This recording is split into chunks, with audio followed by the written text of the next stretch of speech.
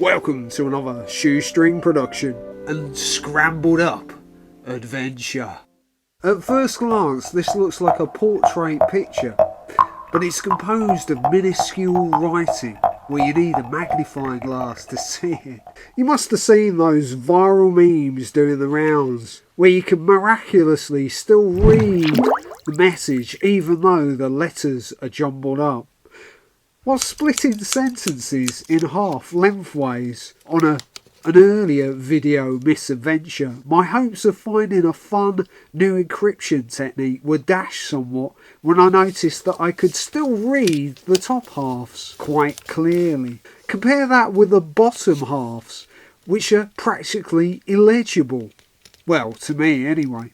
I noticed that I wasn't the only one interested in this inane topic. And like me, they experimented with seeing how much they could trim off the tops of the sentences before they became completely indecipherable, so that it ended up looking like the dots and dashes in Morse code. In the old days of handwritten messages, trying to work out what someone was saying was like cracking a cryptic puzzle, especially if the writing was messy, but often you could work it out from the surrounding words and context. It might be a bit more challenging if it's also in a foreign language within a maze. Many an irate early 1900s photographer probably threw their defective photos in the trash can. Yes, I'll be coming back to that shortly. But it doesn't take a giant leap of imagination to realise that one visionary maverick turned a blunder into a golden opportunity. When you see Brighton like this, you're drunk.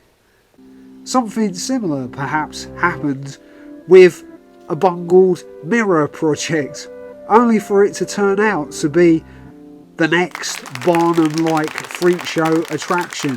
How much do you have to crumple up a sheet of paper before the images depicted on it become totally unrecognisable?